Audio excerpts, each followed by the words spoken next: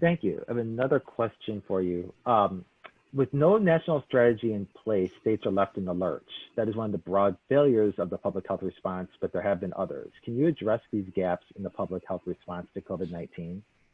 Yeah, so I mean, in general, in March, when everything started in the US, we really, when states started to shut down, the real thought, public health wise, is that this would allow time for states and for the federal government to get access to more testing, affordable testing, rapid testing, contact tracing that is, getting a lot more contact tracers and making sure that we have a public health strategy.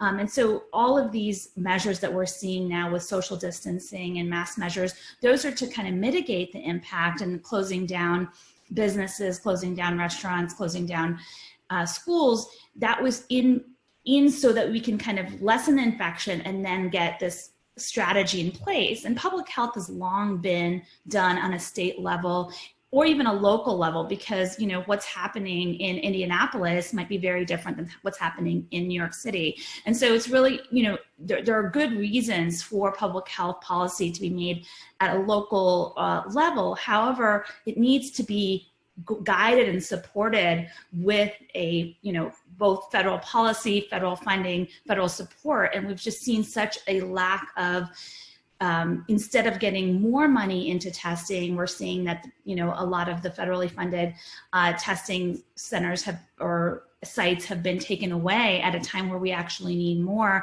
We're not having the robust public health strategies that we need in order to stem the pandemic. And so because of this lack of national response, national, dialogue, states are left to do it, but then each state is doing it differently. And we're seeing it, instead of it being a accepted thing that these are the principles that we need for a public health effort to work, we're seeing it being politicized. And so the messaging has gotten lost in terms of how this should not be a Republican or Democratic issue of whether you want to make sure that the pandemic is stemmed, but that's kind of what it has become, unfortunately. Thank you. You raised a very important point about the public health measures and sort of the messaging behind it. So part of the effectiveness of public health measures hinge on this messaging. I'd like to address this question to Professor Silverman. Specifically, I'd like to get your input on this. For instance, Mayor de Blasio, Mayor of New York, was recently criticized for shaming millennials for behavior that likely caused the uptick in New York City cases for lack of masking. Similar concerns have arisen over masking, and I think his shaming was also related to behavioral things like participating in maybe perhaps events that were not involved with social distancing and so on. Can you discuss the support for public health messaging surrounding measures such as masking? Sure. It's a pleasure to be here. Thank you very much for having me as a participant. I just want to take one quick second and build on a point that Professor Mohapatra just brought up with regard to the public health response. One of the consequences we've seen in this response is of our long-term lack of investment in our public health infrastructure. As we know, over the last decade, we've seen significant drops in the size of the public health workforce at the state and local level. And part of what we have seen in this, because it's a global crisis, because this is not just a 50-state problem, but a global problem, we're not able to transfer resources from one community to another as we might otherwise be able to do in a more localized concern, as if you had, for example, hurricane relief or things along those lines. And so, consequently, what we're also seeing is an all hands on deck for this particular emergency. There's no slack in the system. So what we're seeing are people being moved from other public health related duties to COVID-19 response. And so, for example, we're seeing issues like childhood immunizations. Those rates have been dropping over the last 6 months. And we're maybe co-creating a secondary crisis as far as public health is concerned, because we just, there hasn't been infrastructure investment over the long term in these areas. With regard to the messaging, so what we end up doing is we have to heavily rely upon health communication as a core part of our public health response.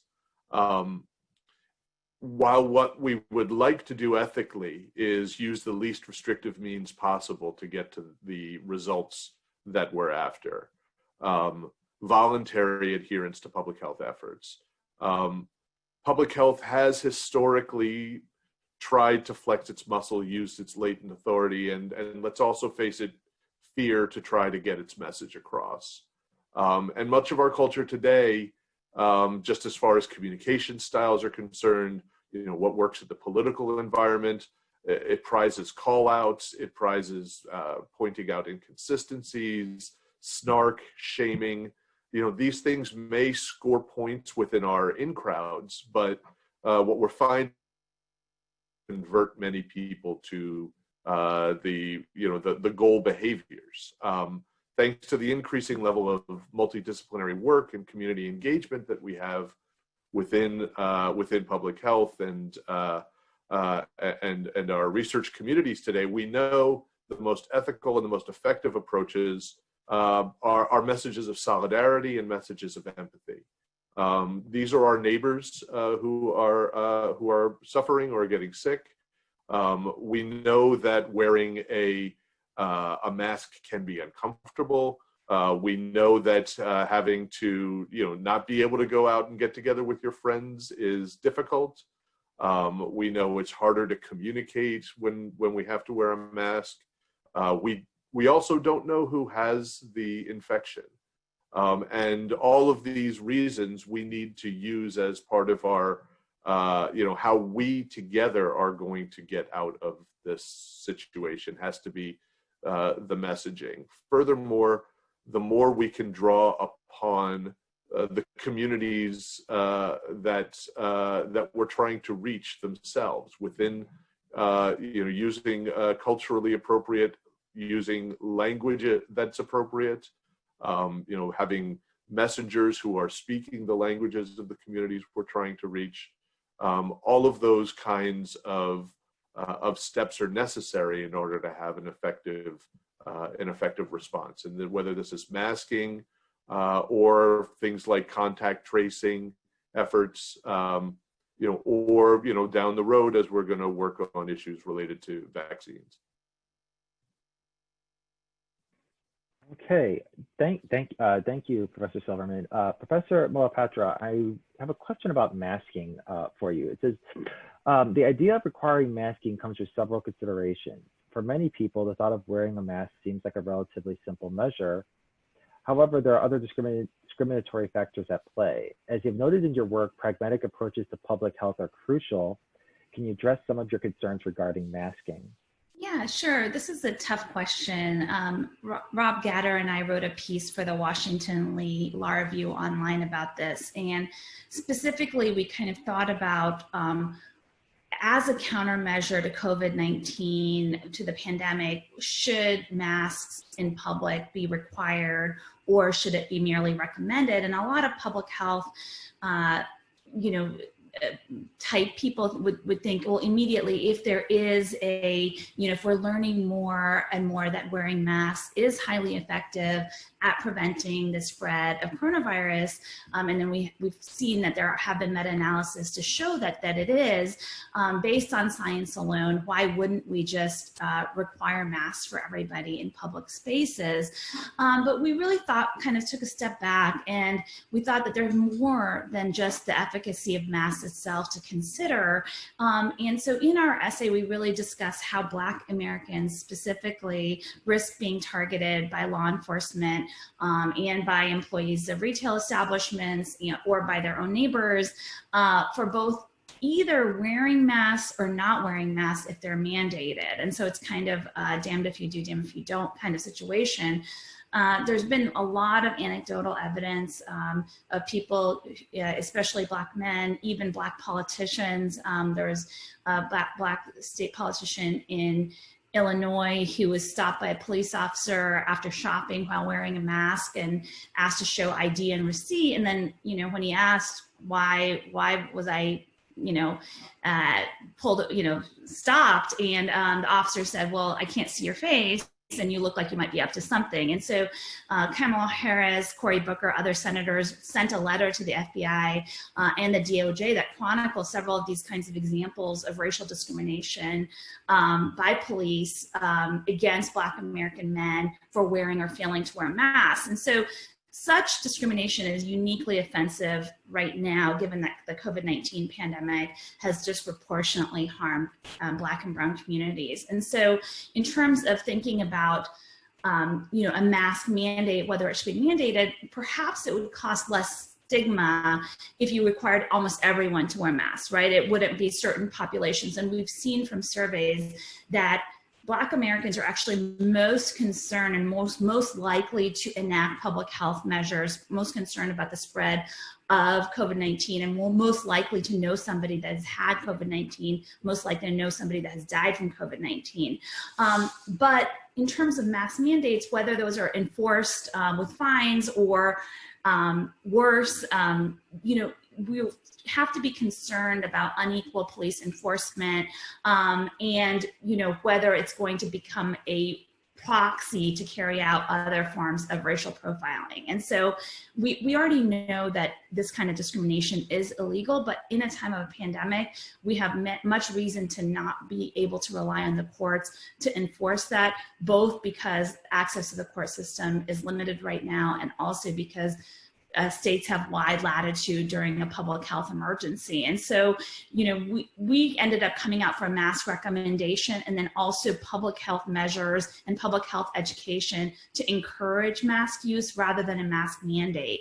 And so kind of advertising campaigns about mask use, and perhaps, making it less of a political issue and more of, and for people of all political stripes to normalize mask wearing. And we've already seen, just with President Trump wearing it once, we've seen that the percentage of people that were, empathize with his beliefs, just with that one occurrence when there were surveys, people were more likely to view mask wearing as positive. And so those things kind of make a difference. And so that kind of health education, I think, is more important. That's terrific. I think what you've raised here is focusing more on like a positive messaging to allow more information for people to make their own safer choices. I want to think about some of the theories that you've raised and concepts that you've raised in some of your research. In your co-authored article, Feminist Perspectives in Health Law, you discuss the concept of relation autonomy, which seems like it might be applicable to areas regarding patient compliance, especially perhaps relevant to masking and social distancing, certainly other medical advice. How does this concept, or does this concept translate well into the realm of public health that we're discussing today, especially for these measures such as social distancing and masking? Yeah, I think it does. And so for those of you on the call who are not familiar with the theory of relational autonomy, let me just give you a quick overview.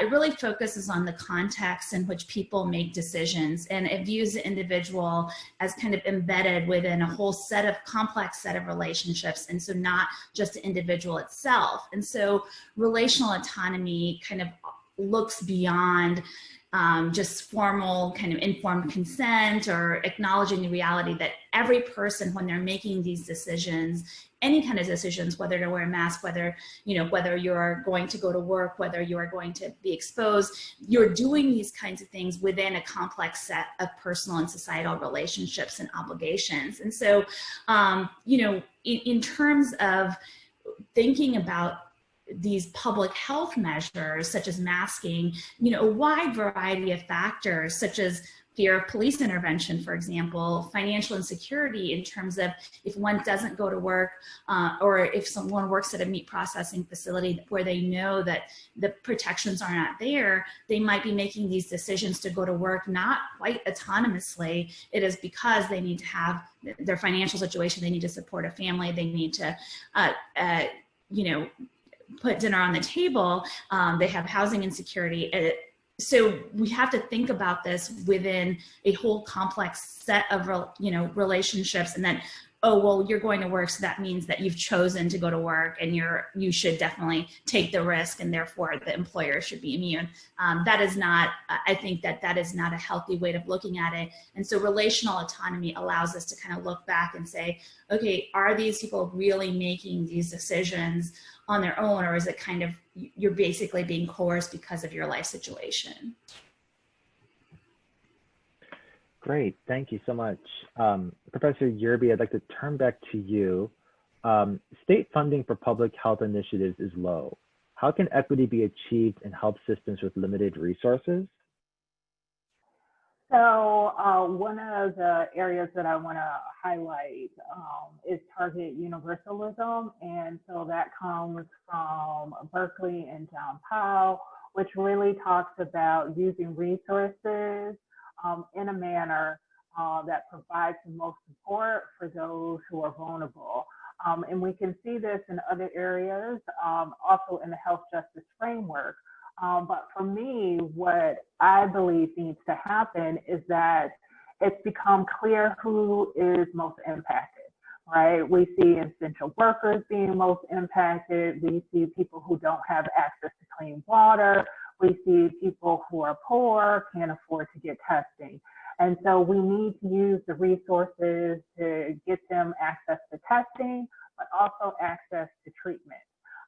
You know, when we look at lots of articles that are coming out now, they talk about how wealthy communities, I know I saw a story of a wealthy community in California that they were able to pay to have everybody tested within their community. But we don't have that same option in St. Louis, where I am. But the key is, if you do have resources, you can see, particularly in St. Louis, because they update it every day, what zip codes have the most infections, what zip codes have the most deaths. That's where you need to put your resources. When Professor Mohapatra and I wrote the article earlier in May, we saw that one particular zip code in St. Louis had the most infections, but they didn't have any public testing sites. And actually they didn't have any testing sites available at that time. And so what it says to me, even if we have limited access, then we need to be focusing our resources on those communities. What I would also say is that there are many people who are out of work right now who have skills. We should be using those skills to be able to research and reach people, not research, but to be able to reach people, right? To be able to work on contact tracing within their communities, to be able to set up mobile vans to go through communities. And that's what they have started to do in California. But I think that if we begin with a deficit mindset, then we don't see the resources that we have available. There are lots of people who are willing to help. There are lots of healthcare professionals who have been laid off or because their practice has been shut down, that we can utilize those skills in the communities that need it the most. But we need to actually change from saying we don't have the resources to say, here are the resources we have. We know people are impacted. How can we use you to be able to help those who are most vulnerable? Perfect. Thank you so much. Professor Yerby, I want to pivot now to vaccines, something that is surely on most of our minds today. How can we apply this health justice framework in the clinical trial phase for COVID-19 vaccines? So the health justice framework really focuses on the requirement that there has been inequality and the government has been a part of that. And so one aspect of trying to address that issue is providing material and institutional support. And I think with vaccines, and let me say this, not think, I know with the vaccine research that is going on, it's moving very quickly. And most people say that it's moving so quickly, we do not have time to do all the things we need to do. But if you don't take the time, the vaccine, they're not going to get the population that you want, and you're going to run into the same problems that other vaccine studies have run into. And so one of the keys I think is so important is that if you are doing a vaccine trial, we see most of them are going to last 1 to 2 years, that you ensure those who are participating have access to healthcare, because there will be some negative impacts for participating, particularly if you are seeking out vulnerable populations who are poor, who don't have health insurance, who are working and don't have health insurance, right? Who are elderly, don't have health insurance, that you need to ensure that they will have health insurance and treatment for any side effects and just treatment just generally. You have to build a relationship with that community. I think what people don't really understand is that we always want to go back to Tuskegee as if that was some seminal event and nothing has happened since then. But you can go through history and look how women of color were misused for birth control studies. There's so many examples of that. Children who were used for studies on stuttering, lots of people who were used in studies about radiation. I mean, these go through our history and have not stopped. But if you don't want to just look at medical research trials, you can just look how people have been treated during COVID-19, right? And that runs the full gamut of people being blamed. You look at senators, you look at doctors sort of making comments. One person in Ohio who was also a doctor said, well, maybe Black people and Latino people are getting COVID more because they don't wash their hands properly, right? And so now you want to then ask, oh, come participate in this vaccine study when you haven't been giving them access to treatment, where you haven't been giving them access to testing, but now you want to use them for vaccines. So even though we're pushing forward really quickly, you need to build relationships, not just say, oh, come participate in my vaccine study. It's, oh, we really care about your care. Let's test you to see if you have COVID-19. Let's provide healthcare for you and your community throughout this 1 to 2 year period. Thank you so much. Professor Silverman, you have done quite a bit of work on vaccines in terms of the groundwork necessary for achieving fair distribution. Considering what Professor Yerby just mentioned about trust and building relationships with your population, can you address sort of the safety and effectiveness of how vaccines are going to become available, and when we don't have to be able to we don't have to do much except distribute it accordingly. Can you walk us through some of these requirements that you speak about in your co-authored article with Professor Michelle Mello, Ensuring Uptake of Vaccines Against SARS-CoV-2? Sure.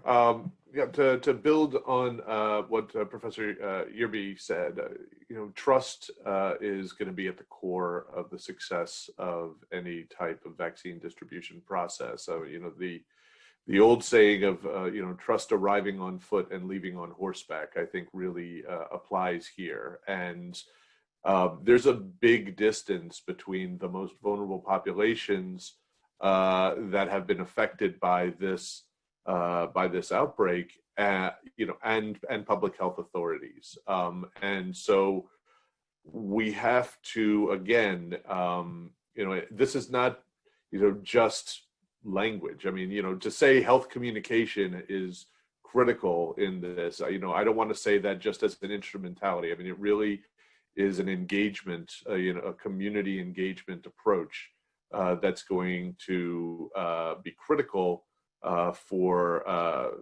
for vaccines to be taken up and to be accepted. Along these lines, I think one of the things that you're going to see is a lot of discussion around the approval process. We're still. I thought we were out of the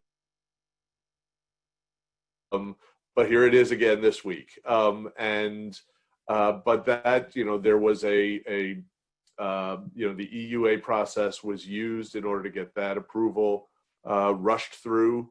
There was very little data associated with that. With regard to the vaccines or the initial vaccines that are going to be coming out, yes, there's tremendous pressure and tremendous resources that are being put onto finding a vaccine for this novel virus, the type for which we've never created a vaccine before.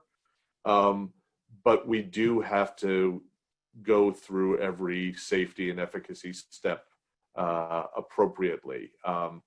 With regard to FDA approval, my colleagues and I don't think when you're trying to do a national, a national distribution, that is enough. I think you have to also get on board other bodies that have a broader input into their deliberations as far as recommendations are concerned. So engagement with the Advisory Committee on Immunization Practices and the population, they need to go and they need to work with those populations that have been disproportionately impacted by the outbreak, and hear from them about their concerns and engage with them as far as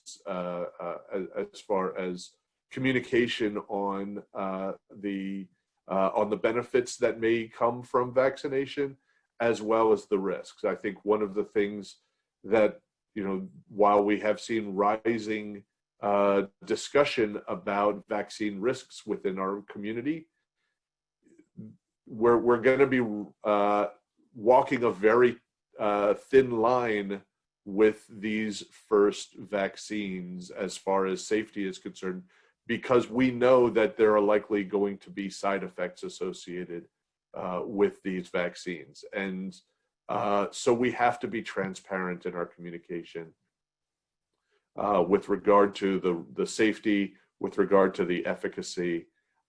When we do engage in distribution efforts, and we can talk a little more about this later, I think we do need to set priorities to reach those populations that have been most vulnerable during the outbreak. Again, to build upon what Professors Yerby and Mohapatra have talked about, we have to look to the essential healthcare workers. We have to describe the healthcare workers who may get prioritized very broadly, far more broadly than we usually do. We can't just talk about hospital-based healthcare workers. We have to talk about home healthcare. We have to talk about those who are working within nursing homes as being priority groups, as well as getting to the elderly and those with comorbidities.